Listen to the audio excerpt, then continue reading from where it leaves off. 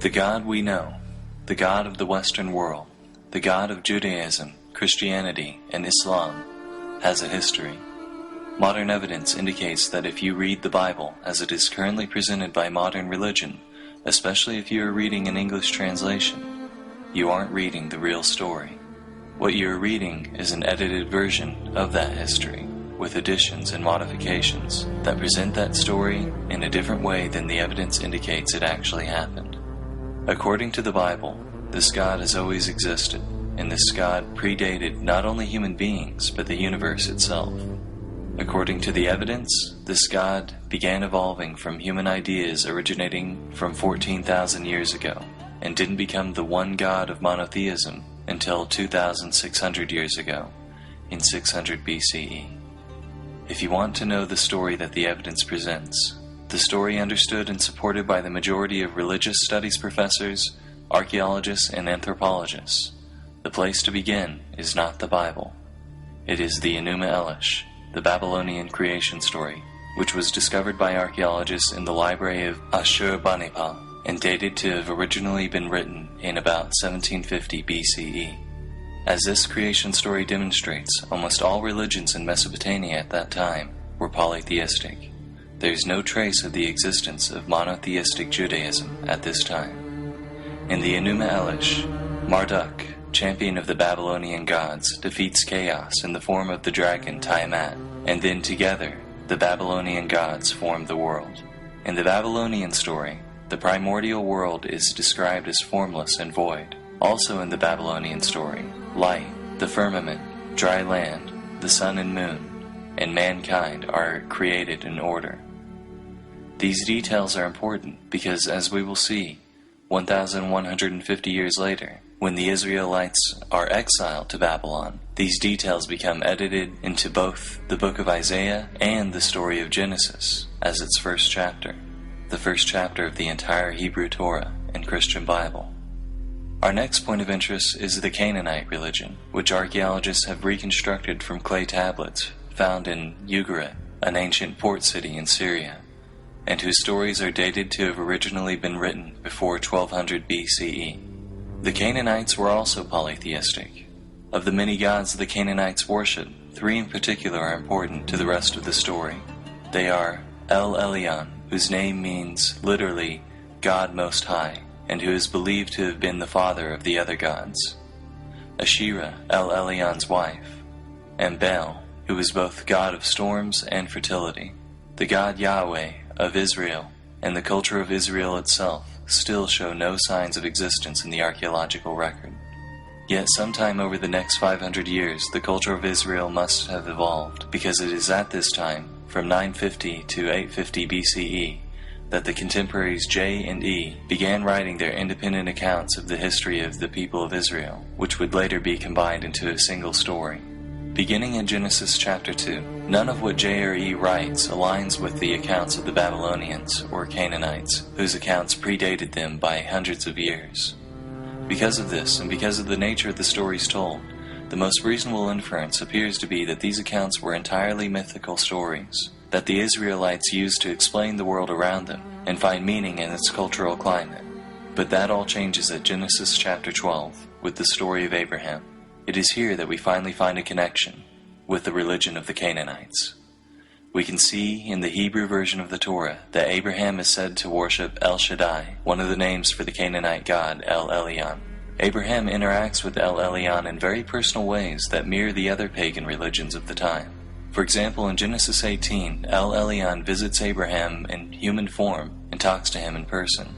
His descendant Jacob has similar experiences, where he climbs to the top of a ladder to heaven and talks to El Elyon in a dream.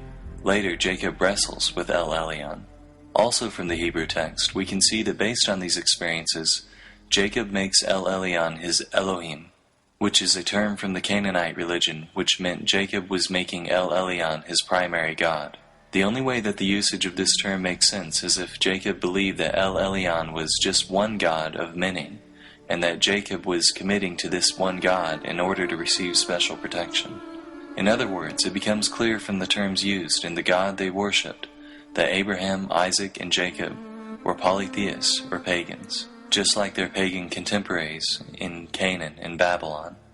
The worship of El Elyon fades from the Hebrew text as we enter Exodus, where he is replaced by Yahweh, who is said to have rescued the Hebrews from slavery in Egypt. The story of Exodus, particularly in its modern interpretation in the animated film The Prince of Egypt, depicts ancient Egyptians as the ultimate assholes, viciously enslaving an entire race for the sole purpose of erecting colossal monuments to their own glory.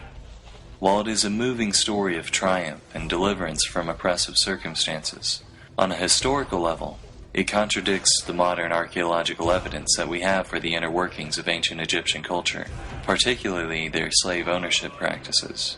Modern archaeological evidence indicates that the workers who built all of the large monuments in Egypt, from pyramids to sphinxes, were well-paid Egyptian citizens who were given good housing, fed well, given good medical care, and given honorable burials. Further, while, like many ancient civilizations, the Egyptians did own some slaves, there is no evidence that they ever owned the magnitude purported by the Bible, or otherwise systematically enslaved an entire race. While the account of Exodus appears to have been largely mythical, its telling nonetheless reveals the polytheistic worldviews of J and E. After the Hebrews are rescued by Yahweh from the Egyptians, we can see even in the English translations of Exodus that they sing, "Who is like you among gods, Yahweh?" and "Now I know that Yahweh is greater than all other gods." Exodus also established Yahweh as Israel's war god, calling him a great warrior who delivered them from Egypt. As the Torah progresses, its polytheistic nature compounds. After arriving in the Promised Land, no longer in need of help in war, but rather desiring to prosper in peace, the Israelites begin to worship once again the Canaanite fertility gods Baal and Asherah. Before reading a history of God, verses like this made no sense to me. In the English translation of the Bible, the Hebrews are presented as choosing between the Lord, Baal, and Asherah. How could the Hebrews be such idiots? Why wouldn't they worship the one God of all creation? The picture looks different when the God you're supposed to be worshiping is Yahweh Sabaoth, which means the God of the armies. Yahweh started as basically the Hebrew version of the Greek god Ares. No wonder he was obsessed with war and death in the Old Testament. That was back when he was still just their god of war. Now the picture made sense. Like the ancient Greeks, the Hebrews had a pantheon of gods they worshipped, or at least the gods Yahweh, Baal, and Asherah. We have archaeological evidence of the polytheistic nature of early Israelite culture in one of our earliest archaeological artifacts from Israel from 1000 BCE, a polytheistic cult stand from Tanakh. Despite their polytheism, there were among the Israelites some with an unusually strong devotion to Yahweh in particular, who are now referred to as Yahwehs. In times of peace, there was little motivation for the people of Israel to give much weight to the opinions of such radical devotees of Yahweh, but times of upheaval accelerated their opinions to the forefront of Hebrew culture. After the death of King Jeroboam II in about 750 BCE, the northern kingdom of Israel was in a state of near anarchy. On top of this, it was well known that Assyria wished to capture Israel in its moment of weakness. From this state of upheaval, 3 prophets arose, Isaiah, Amos, and Hosea. All 3 of them cried for devotion to Yahweh and disparaged the worship of other gods. From their prophecies, we can see how each of their versions of Yahweh had been created in their own image. Isaiah, a member of the royal family, had seen Yahweh as a king. Amos, a shepherd, had described his own empathy with the suffering poor to Yahweh. Hosea, who was suffering through marriage problems, saw Yahweh as a jilted husband who still continued to feel a yearning tenderness for his wife, Israel. Ultimately, their outcry did nothing to save the northern tribes, and they fell to Assyria in 711 BCE. But their words lived on in Hebrew scripture and the Hebrew imagination. The cult of Yahweh received another boost during the rule of King Josiah in 622 BCE. Unlike his predecessors, who welcomed an open pagan vision, Josiah was a strict Yahwist. Like the prophets before him, Josiah was convinced that Judah's social problems came from a lack of devotion to Yahweh. During renovations to the temple, Josiah's high priest Hilkiah discovered a lost book of the law, which was alleged to have been authored by Moses. This book was Deuteronomy, and given its conveniently timely discovery, as well as its linguistic features, the majority consensus of biblical scholars such as Richard Elliott Friedman is that it was a forgery. In Deuteronomy, a strict and permanent covenant to Yahweh, as well as a complete rejection of other gods, is established. It is commanded of the Hebrews that they tear down the altars and smash the idols of other gods. In response to the discovery of Deuteronomy, Josiah and his court implemented merciless reforms that officially established Yahweh as the official God of Judah.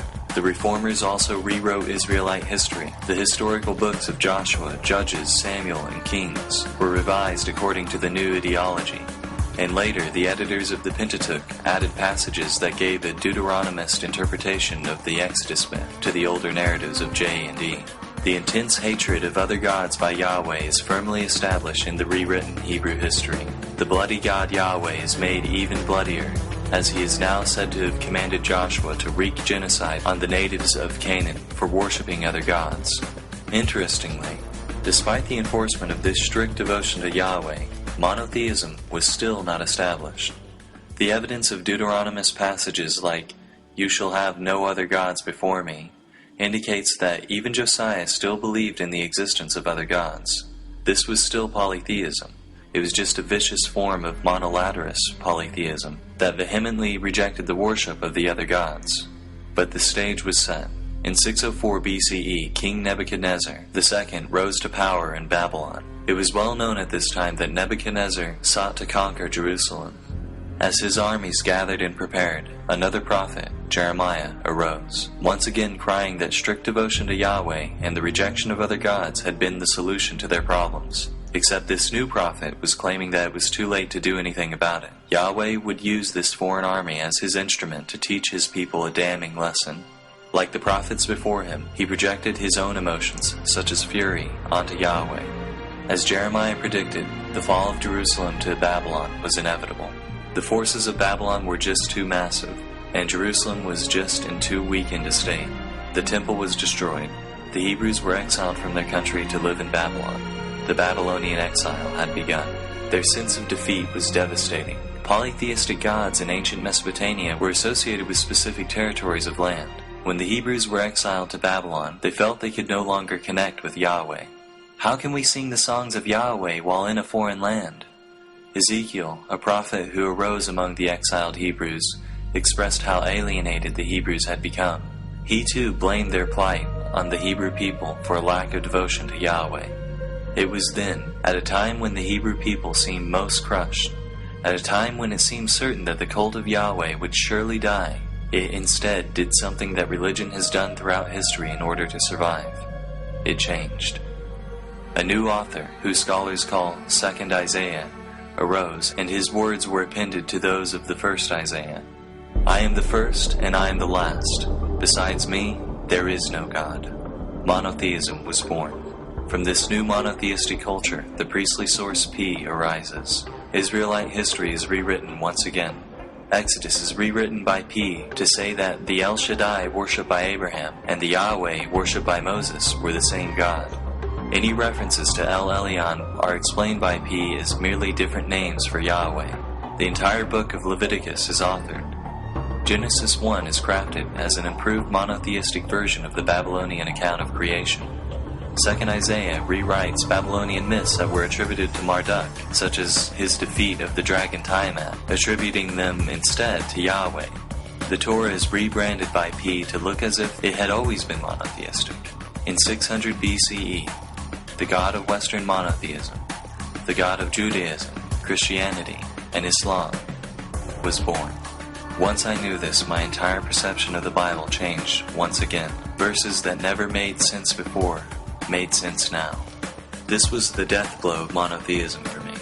It was the revelation that I could pick up any one of the millions of Bibles in America, from hotel rooms to Christian gift shops, and see its pages dripping with polytheism. I could see, with my own eyes, human beings giving birth to the monotheistic God.